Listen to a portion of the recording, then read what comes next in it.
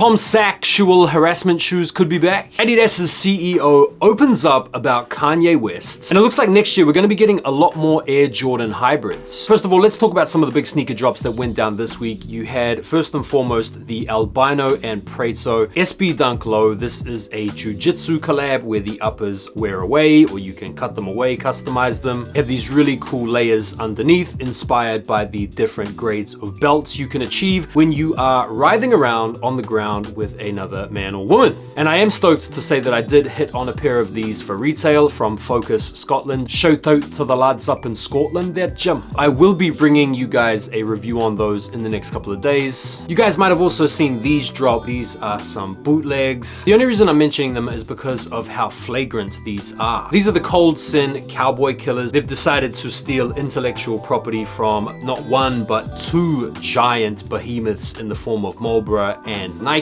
I mean, what do these guys think they're doing? How do they think they are going to get away with this? Have they not seen how itchy Nike's trigger finger is, and how they are only too willing to engage in legal fisticuffs with anybody that makes any kind of sneaker bearing the slightest resemblance to any one of their signature products? A lot of people are gonna wanna get their hands on these because they know the cease and desist is coming. I think this brand already knows it as well. Did you guys cop a pair of these? The biggest release of this week was no doubt these, the J Balvin Air Jordan 3s. A lot of people have been touting this as one of the potential sneaker of the year candidates, and there's no doubt about it, they're really nice. EA went out earlier on in the week, and these dropped on the J Balvin websites in a sort of tricky manner, including like a password page and an extra captcha. It seemed like what they did on the J Balvin website was a pretty good idea to filter out bots. Resale prices aren't looking too bad, even though the retail price itself was pretty bad at £220 or like 250 bucks. Resale right now, depending on the size,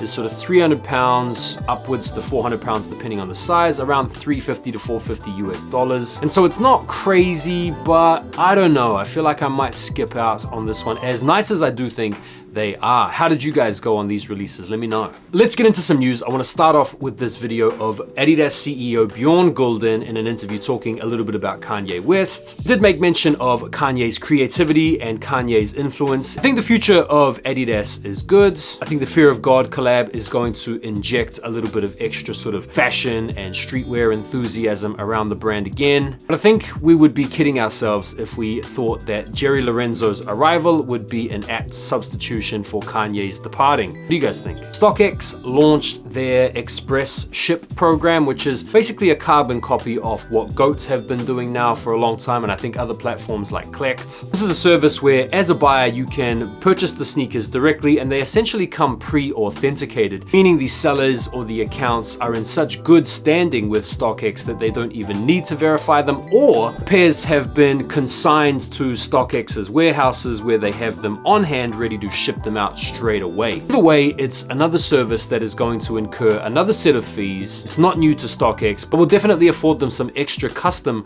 for the types of people that want to get their hands on sneakers early. Tom Sachs in the basement is potentially back, or at least that is what the rumor mill is spinning. I don't know if I completely believe this story, but I have seen a couple of sneaker pages reporting on the fact that official images have been passed around or have leaked of a new Tom Sachs GPS colorway. And so people are wondering whether or not these shoes have already been made and Nike are maybe going to do an ADIDAS situation and maybe just pump out the rest of the stock and maybe renege or revoke or fail to re-sign Tom Sachs for any future collaborations in light of the heavy allegations that were put against him. A lot of people are pointing to a potential double standard here from Nike, who are quite quick to drop Kyrie Irving over his anti-Semitic stuff, but don't seem to be quite as keen to drop Tom Sachs, who has had some very serious allegations brought against him. The question is, what do you guys think? Do you guys think this is just cap? These images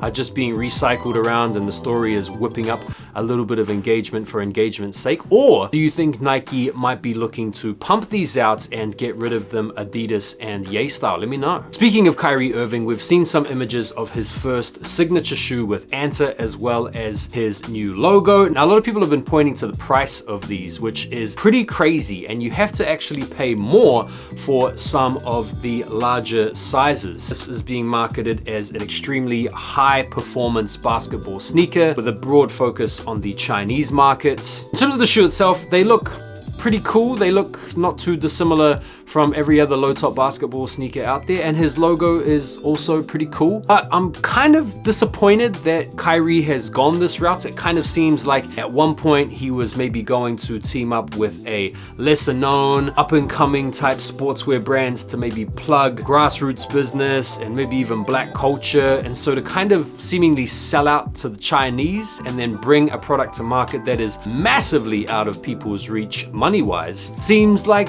a little bit of a letdown, but bro got the bag. What do you guys think of these Antas? Nike are sick of everybody reselling their sneakers. They've thought, fuck it, we're gonna resell our own sneakers. They launched their refurbished website to resell used sneakers. Because the website was inundated with thirsty resellers, the site had to come down, but expect it to relaunch again. You've got to feel like this is the future for Nike, especially in a time where returns have got to be at an all-time high as people speculate on certain kicks, and when the kicks don't prove to be good resellers, they send them back, at which point Nike have got to do something with these kicks. So I think it's a good idea. The Nike SB Dunk Low Born and Raised has finally got a release date, and it's right around the corner. It's going to be going down on the 28th through the Born and Raised website. From what I understand, they're not going to be available at skate shops. They are just keeping the release solely to the Born and Raised website, meaning that these are all going to go out the back door. No. But what it does mean is that because the drop is going to be concentrated in one place, all of the bots are going to jump all over it, and most people aren't going to have a hope in hell. And a lot of people have already earmarked this as the SB of the year before even getting them in hand. Now, I personally would love to get a pair of these in hand, but I'm not holding out any hope for the retail cop.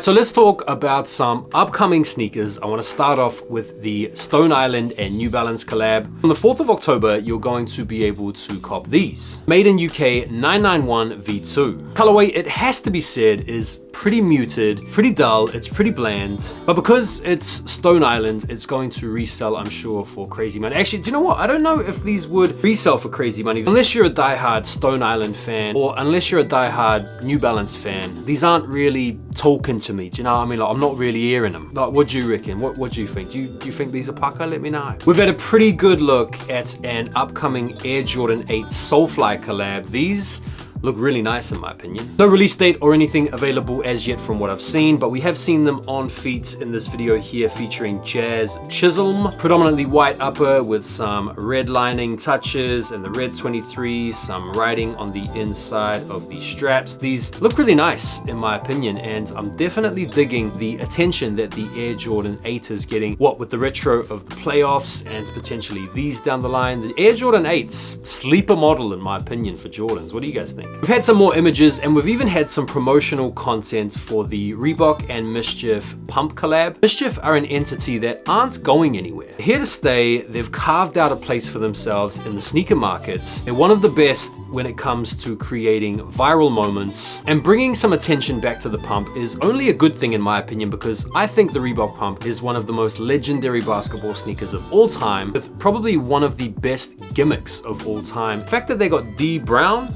and his son involved in the promotional content is a W for me. So don't think I'll be copying these. They release on the 27th for $250. Pretty high price point, but I do think these are probably one of Mischief's best sneakers to date. What do you guys think? So it looks like in 2024, we are going to be getting some Fusion Jordans, including these, the low top Spizikes. If you guys were around in sneaker culture, kind of like 2007, 2008, 2009, you'll know that Spizikes were popping off. There were heaps of really cool colorways of the Spizikes out there. They're one of my favorite sort of Jordan mashups. I prefer them a lot to like the Dub Zeros or the Son of Mars or the Six Rings. And to be honest, going off these picks, I'm gonna say it, the Spizike lows are kind of hard. I mean, they're okay, don't get me wrong. They're not like must cop material, but I feel like they look okay, especially in certain colorways. Like I really like the look of this sort of creamy buttery pair. I don't know, I feel like this is a bit of a Marmite type shoe. You're either gonna love them or you're gonna hate them. If you don't have any sense of nostalgia